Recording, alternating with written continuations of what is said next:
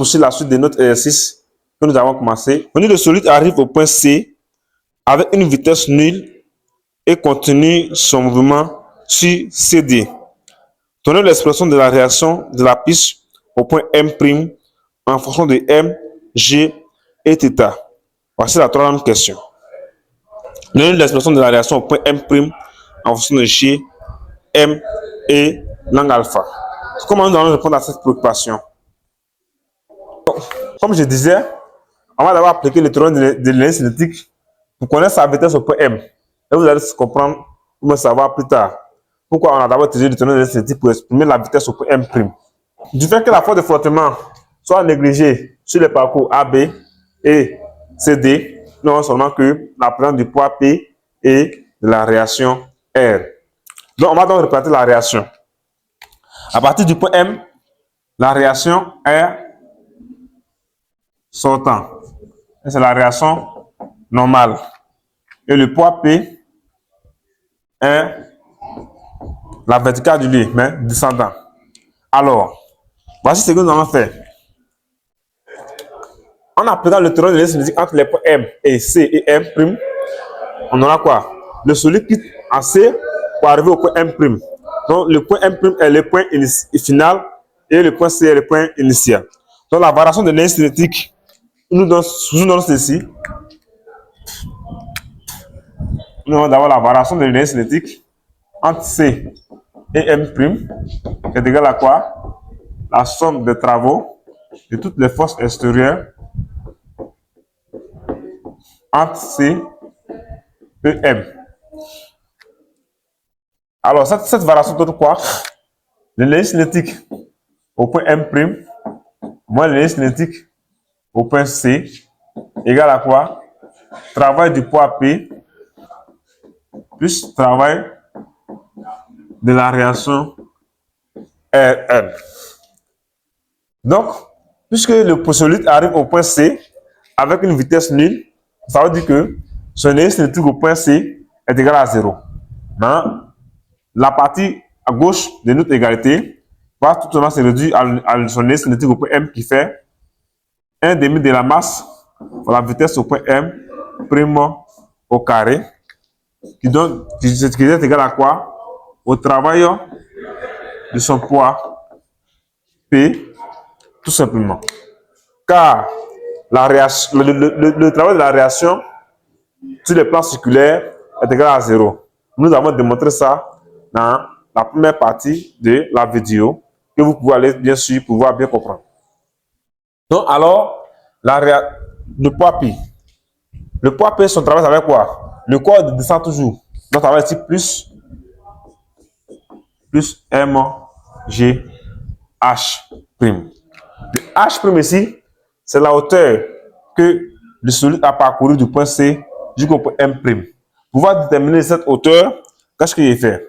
Je vais tout simplement essayer de projeter le point M' sur la verticale, sur ce rayon, et en projetant ça, j'obtiens un triangle rectangle ici, à partir de ce point, formé par les points K', M' et O'.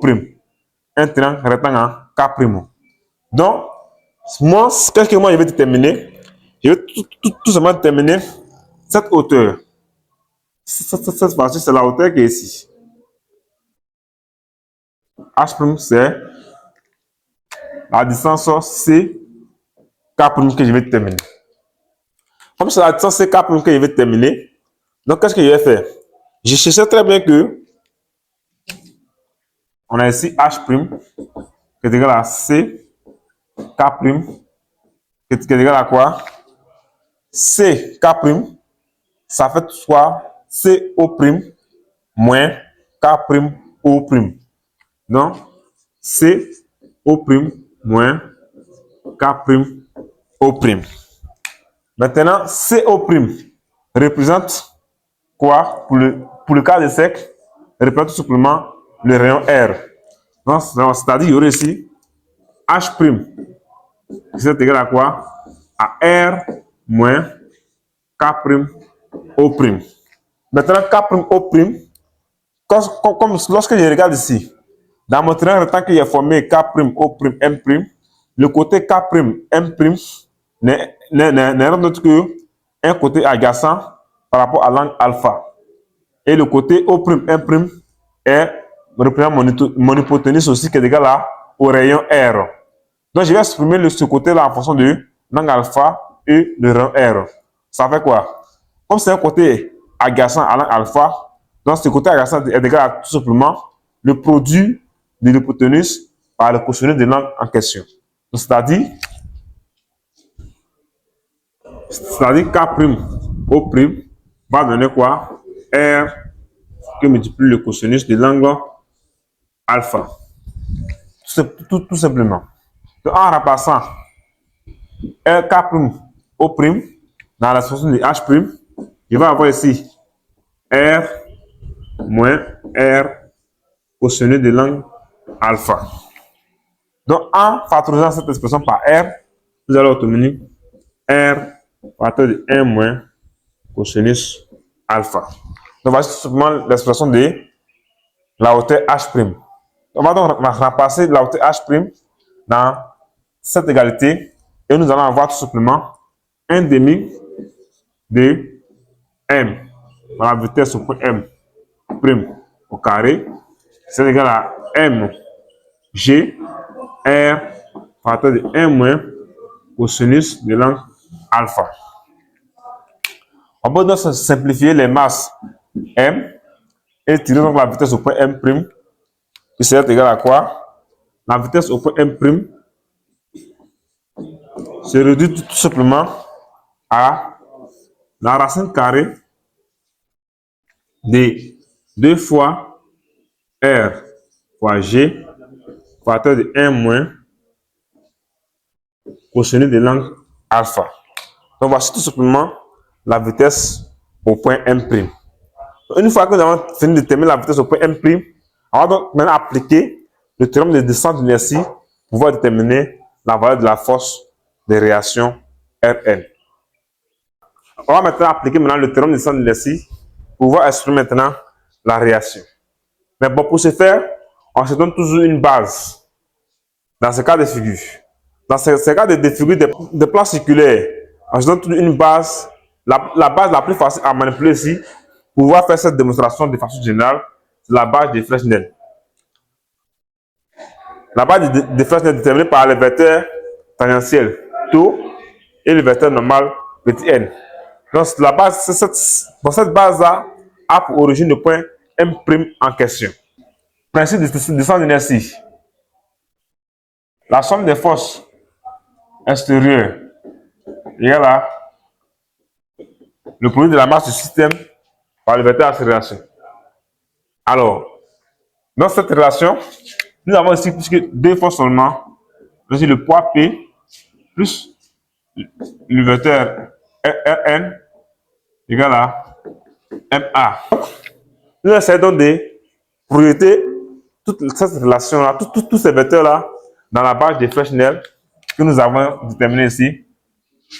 C'est la base M', tau et N. Alors, voici la direction du poids P. Et le tau, c'est la tangente à la trajectoire. Le N, c'est le vecteur centripète, c'est-à-dire c'est le vecteur entrant, c'est-à-dire qui vient vers le centre de la courbe. Ici, qu'est-ce qu'on remarque? Pour pouvoir faire cela, on remarque que la direction du poids est perpendiculaire à la verticale, au rayon vertical que nous avons ici. Donc, ça veut dire souvent quoi? Si la direction du poids est parallèle à cette verticale, alors ça veut dire que l'angle alpha ici doit se trouver ici. Puisque les deux verticales seront quoi?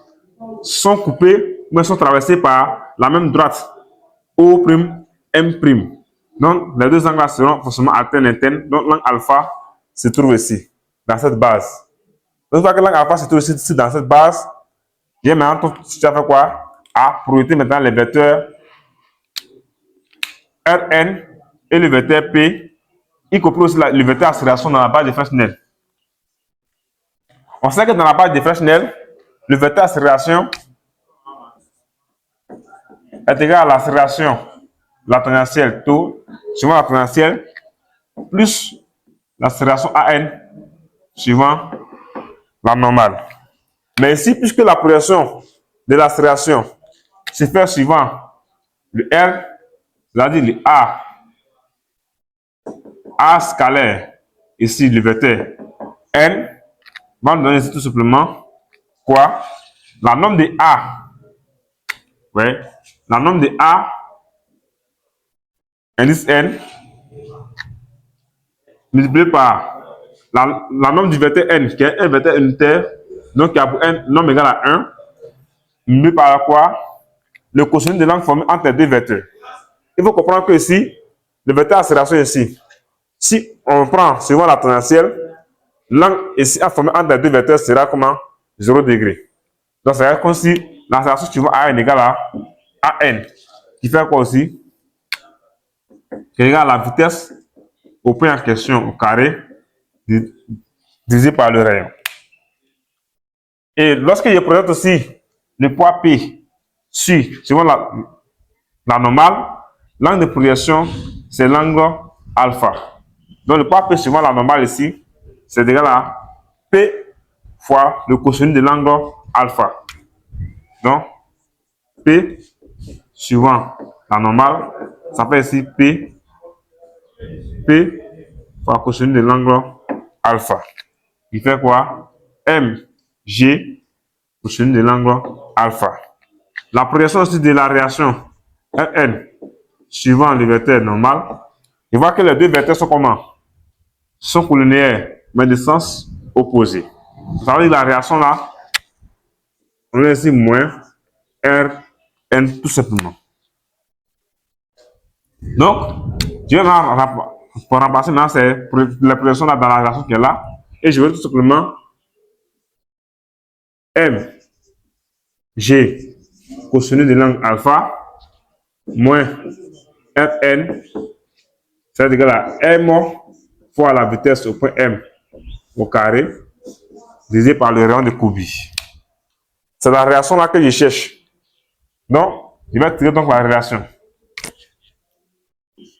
Donc, Rn égale à quoi? Lorsque je multiplie toutes les gâtés par M moins, donc je réussis tout simplement le Mg cosinus alpha moins M, la vitesse au point M' au carré divisé par R. Je vais essayer de factoriser ça par M. Pour cette relation par M. Et en remplaçant la vitesse au point M' au carré par son expression où il y a le rayon R. Donc, je vais ici quoi? Rn qui sera égal à Mg cosine de l'angle alpha sera remplacé par moins M. La vitesse, le carré de la vitesse au point M' ça va être quoi? 2 fois G. 2 fois G fois R par le facteur de 1 moins cosinus alpha sur R. Donc, ce apprenant, nous allons continuer le travail à la marge ici. Donc, la réaction au point M' va se réduire à quoi? Je recoupe d'abord ça. C'est-à-dire Mg cosinus de l'angle alpha. Ici, moins, en faisant ce développement, moins 2 fois G, le RR sera simplifié ici. Donc, moins 2mg fois 1, ça va être moins 2mg. Il y aura ici quoi? Moins 2mg fois moins cosinus de l'angle θ. Ça va être ici plus 2mg cosinus de l'angle alpha. Donc, à partir de là, je vais essayer de réduire encore. Ça va être Rn, c'est égal à quoi? Il y a mg cosinus alpha plus mg cosinus alpha. Ça fait 3 fois mg cosinus alpha moins 2 fois mg.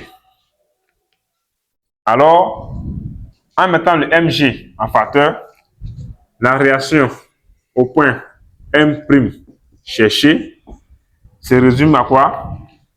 À mg facteur de 3 cosinus alpha moins 2. Voici donc l'expression de mg. À 3 cosinus alpha moins 2. Voilà donc l'expression de la réaction au point M'. On va donc passer à la question suivante. La question 4. Dans la partie 4, en réalité, il existe des frottements sur la partie BC, assimilables à une force unique constante, notée petit f. Nous allons calculer la valeur ou l'intensité de cette force. Comment nous allons faire? Nous sommes sur la partie BC. Alors, c'est apprenant. Nous connaissons la vitesse au point B que nous avons déterminée dans la vidéo précédente. La vitesse au point C est aussi connue. On dit que le solide arrive au point C avec une vitesse nulle. Alors, pour déterminer la valeur de la vitesse, de la force de frottement sur la partie BC, on va utiliser le théorème de l'énergie cinétique entre les deux points. Valeur de F. On va utiliser le théorème de l'énergie cinétique. Théorème de l'énergie cinétique. Ici, cette fois-ci, quand vous allez faire le bilan des forces, vous allez avoir ici combien de forces? 3 forces. Vous aurez le poids P, que nous allons représenter ici en perspective. Le poids P, la réaction normale à la trajectoire ici, R, et la force de frottement qui s'oppose au déplacement. Petit f. Donc, à ce niveau, lorsqu'il y a plus de théorème de l'énergie cinétique entre les points B et C, j'aurai quoi? L'énergie cinétique au point C, qui est le point final, moins l'énergie cinétique au point B, qui est le point considéré comme le point initial, c'est égal au travail de la somme de travail de toutes les forces, c'est-à-dire le travail du poids P, plus le travail de la réaction normale, plus le travail de la force de frottement. Tout ce travail-là, c'est sur le parcours BC. BC. BC. Alors, qu'est-ce que je remarque? On dit le solide arrive au point C avec une vitesse nulle. Ce qui veut dire que son énergie cinétique au point C est égale à 0. Donc, si celui-là fait 0, cette relation va se résumer à moins l'énergie cinétique au point B qui fait moins 1 demi de m fois la vitesse au point B au carré. C'est égal à quoi? Le travail du poids P, ça fait ici quoi? Le vecteur P scalaire BC, le travail de la réaction R scalaire BC, plus le travail de la force F scalaire BC. Alors, du fait que la direction de la réaction et du poids P soit perpendiculaire au vecteur BC, c'est-à-dire au mouvement, le travail respectif sera 0. Donc, ça veut dire que ce produit scalaire donne 0 et ce produit scalaire aussi donne 0. Donc, nous avons ici 1 demi de m pour la vitesse au point B au carré. C'est égal à quoi? À F, la norme de F, moins F fois la distance BC. Pourquoi moins F? Car ces deux vecteurs-là sont collinéaires, mais de sens opposé. Donc, le travail de la force de frottement, comme la force de frottement s'oppose au déplacement, donc ce travail ici sera négatif. Voilà pourquoi vous avez ici moins ici. La force multipliée par le déplacement, tout simplement. Donc, en simplifiant les deux moins, vous allez avoir comme la valeur de la force F sera égal à quoi? À M fois la vitesse au point B au carré sur 2 fois la distance BC. Or, la vitesse au point B au carré est égale à quoi? À 2 fois G fois le rayon. Donc, en appliquant ça ici, vous aurez comme valeur de force de frottement, ici est égal à quoi? À 2 fois R fois G fois la masse divisé par 2 fois BC. En simplifiant les deux, la valeur de la force de frottement c'est égal à M G R divisé par BC. Tout simplement.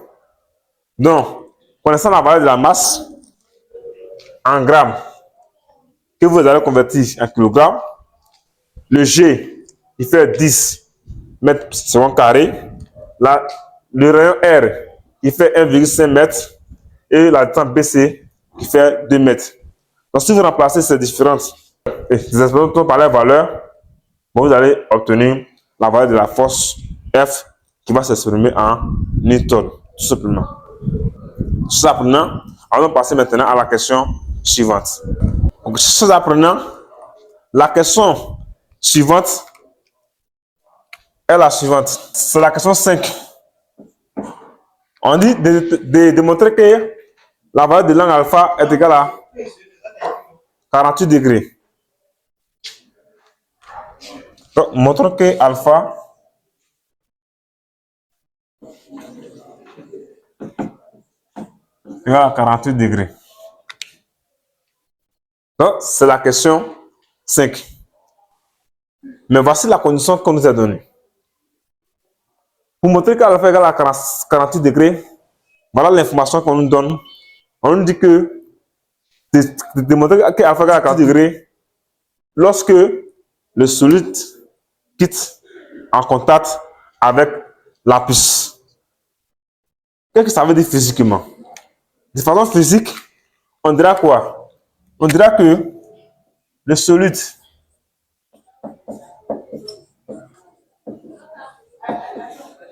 quitte